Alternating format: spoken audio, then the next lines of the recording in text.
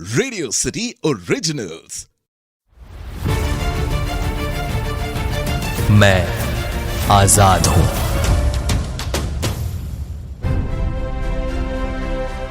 Radio city पर आप सुन रहे हो मैं आजाद हूं, मेरे यानी हमराज बौराई के साथ। इस वक्त हमारे साथ पॉडकास्ट में जुड़े हुए हैं जय हिंद अभियान से दीपक त्रिपाठी और गोपाल सिंह। गोपाल जी ऐसे कई क्रांतिकारी हैं जिन्होंने भारत की आजादी में अपना योगदान दिया और कुछ ऐसे भी थे जो शहीद हो गए। लेकिन जिस वक्त भारत गुलाम था उस वक्त इन्हें टेररिस्ट कहा जाता था। लेकिन आज जब भारत को आज़ाद हुए इतने वर्ष हो गए हैं, आज भी इन्हें शहीद की उपाधि नहीं दी जाती। और इन्हीं विचारधाराओं पर केंद्रित आपने एक अभियान शुरू किया है, जय हिंद अभियान। आप हमें और हमारे लिसनर्स को इस अभियान के बारे में बताएं। अभी जो आपको दीपक जी ने जो इतना समय दिया और आपको बताया, पहली बात तो मैं फिर से आप लोगों को धन्यवाद कहूँगा कि आप लोगों ने इतना समय दिया और आज़ादी के बारे में आपने इतना जो पूछा हुआ और लोगों तक आपने बात पहुंचाने का जिम्मा उठाया हुआ है। जय हिंद अभियान का मेन मकसद, जैसे हमने बताया कि हमने कुछ मांगे रखी हुई है जय हिंद अभियान में कि उन सारे क्रांतिकारियों को, अधिकारियों को सम्मान मिले। तो अब जैसे अगर उन्हें आधिकारिक रूप से शहीद का दर्जा मिल जाता है, अभी आपने देखा होगा कि मेरे ख्याल से कुछ 6-7 महीने पहले ही संसद भवन में ही कोई एक सांसद थे जिन्होंने भगत सिंह और इन क्रांतिकारियों को उन्होंने टेररिस्ट कहा है। अच्छा, हमने आरटीआई के थ्रू पीएमओ में हमने लेटर डाला और हमने पता किया कि इन क्रांतिकारियों का आज क्या स्थान है। वहाँ हमको गोलमोल जवाब मिला कि इसके बारे में हमारे पास कोई जानकारी नहीं है। अगर इसके बारे में आपको जानकारी लेनी है तो आप सेंट्रल लाइब्रेरी वहाँ पे चले जाइए। वहाँ पे हमने एक बुक भी उठा के पढ़ी क्रांतिकारियों के बारे में, उसमें बाकायदा मेंशन है इनके नामों के आगे कि टेररिस्ट करके। अच्छा, आप मुझे बताइए कि अगर इन्हें वो आधिकारिक रूप से शहीद का दर्जा मिल जाता है या उन्हें वो सम्मान मिल जाता है, तो आज जो संसद भवन में या आज जो बुक लिखे जा रहे हैं, इस तरह से कोई घटना कर सकता है? नहीं कर सकता है। इसका कहने का भी मकसद ये है कि आज देश की जनसंख्या 140 करोड़ है। 75 साल पहले हम 30 करोड़ के लगभग थे, हम 27-28 करोड़ थे हम लोग। उस समय इनके बारे में हम ज़्यादा लोग जानते थे। आने वाले समय में 40-50 साल के बाद में जनसंख्या बढ़ जाएगी, ये हम कहीं ना कहीं 300-400 करोड़ अगर होंगे तो लोग अपने रोज़ के जीवन यापन में लग जाएंगे, तो लोग इन क्रांतिकारियों को याद नहीं करेंगे। और इनका बहुत बड़ा योगदान है इस देश को आज़ाद करवाने के लिए। बाई चांस नहीं, ये बाई चॉइस। इनको पता था कि हमको फांसी का फंदा मिलने वाला है, हम मारे जाएंगे, तो भी इन्होंने उसको चूज़ किया। हमारी मांगों में एक मांग ये भी है कि आप जो आज के जो स्टूडेंट है, जो युवा पीढ़ी है, आप उन्हें इनके बारे में बताइए। आप मैं अगर जैसे आप पूछ लीजिए भी, आप रेंडमली जैसे आप लोग कभी कभी सर्वे होता है, आप पूछिए, आपको सिर्फ 1-2 सेंटेंस में लोग बताएंगे। 5 मिनट कोई इनके बारे में बात नहीं कर सकता है। आप इन्हें पाठ्य पुस्तकों में स्थान दो।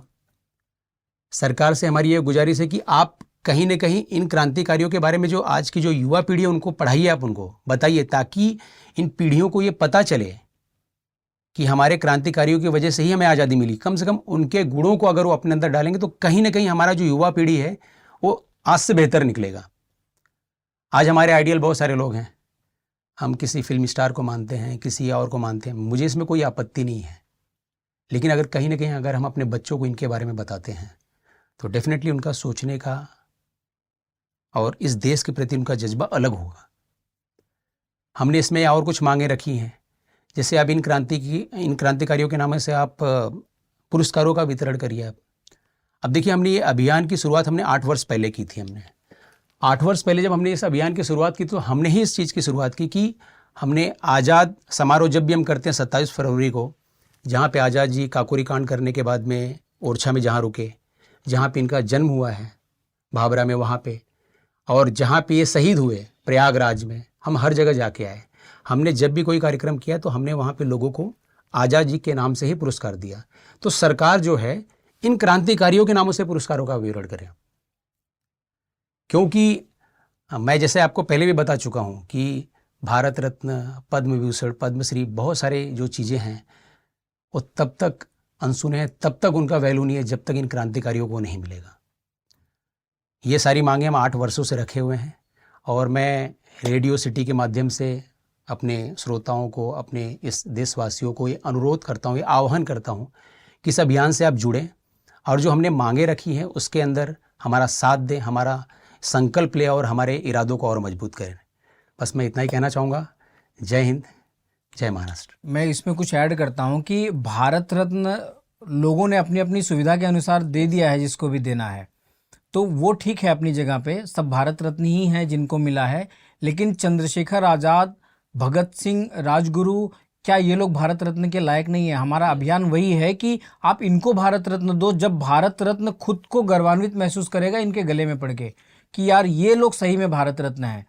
मैं माना कि उस समय भारत रत्न नहीं था, ये एक दलील आती है कि आज़ादी के बाद भारत रत्न जैसे पुरस्कार की रचना हुई तो नियम के अंतर्गत नहीं आता, तो नियम बदल दीजिए ना, आप ही हम हैं ना बदलने वाले। आपने सचिन तेंदुलकर को नियम बदल के ही दिया है ना, खेल नहीं आता था भारत रत्न में, लेकिन आपको उन्हें देना था इसलिए आपने नियमों में थोड़ा छेड़छाड़ किया।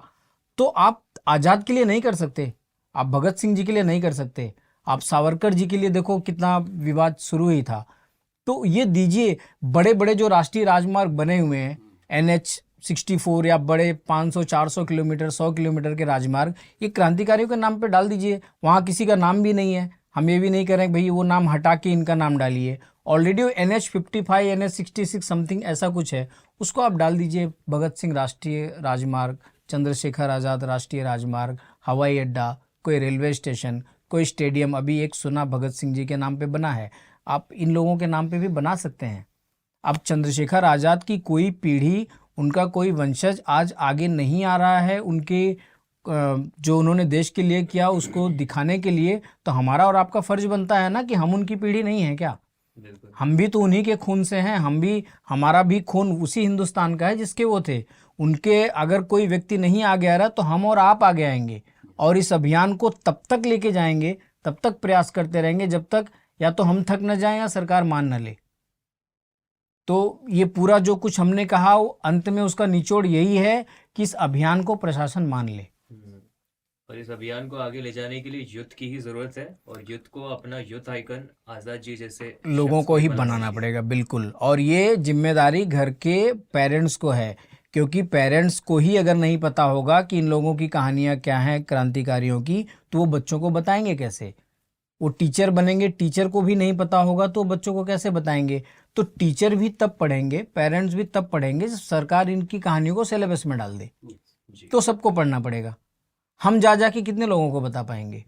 140 करोड़ तो हम कवर नहीं कर सकते।